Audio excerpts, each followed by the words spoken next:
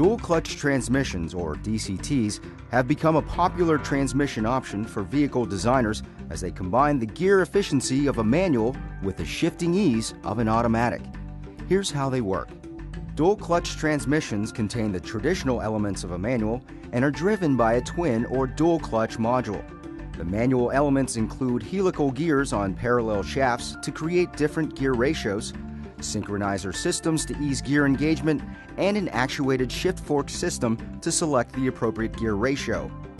The clutch module can either be dry, like a conventional manual, or of a multi-plate wet clutch variety, like those used for shifting clutches on step-level automatics. This demonstration will show the wet clutch variety.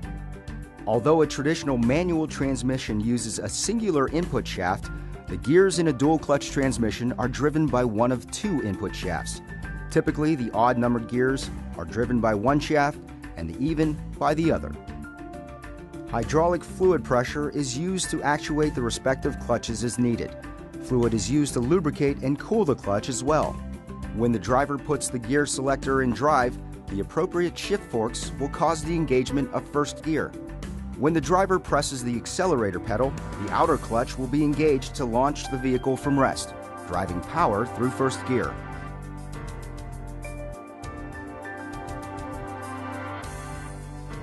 Much like a manual transmission, the DCT uses synchronizers, which are friction devices that match the input shaft speed to the selected gear speed during a change. The cone of the gear makes contact with the collar before the gear teeth mesh. The friction between the cone and collar brings the two to the same speed prior to teeth engagement. This creates smooth gear changing. As the vehicle accelerates in first gear, the second gear is also engaged by way of the synchronizer system to the inner non-engaged clutch. When it's time for the vehicle to shift into second gear, the outer clutch will disengage and the inner will engage, thus directing the power through second gear. The exchange of power flow from the outer to inner clutch occurs in a few hundredths of a second, which is quicker than the typical shift time of a step-level automatic. As the vehicle accelerates through second gear, the shift fork system will deselect first gear and select third. When conditions are appropriate, the inner clutch will disengage, the outer will re-engage, and the power will then flow through the pre-selected third gear. This back and forth power flow between the outer and inner clutches continues throughout the gear ratios, as the shift fork system continuously anticipates the next needed ratio and pre-selects the appropriate gear. Power now flows through fourth gear.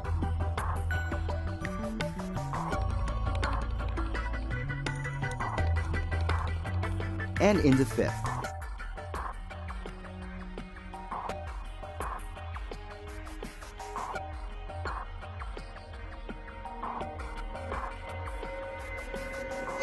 And finally into sixth, as the transmission shown is a 6-speed gearbox. The innovative dual clutch design and precise control that has been demonstrated allow for much quicker gear changes than manual or planetary automatic transmissions. This enables improved performance and fuel economy, which will make dual clutch transmissions a continued option for future drivetrains.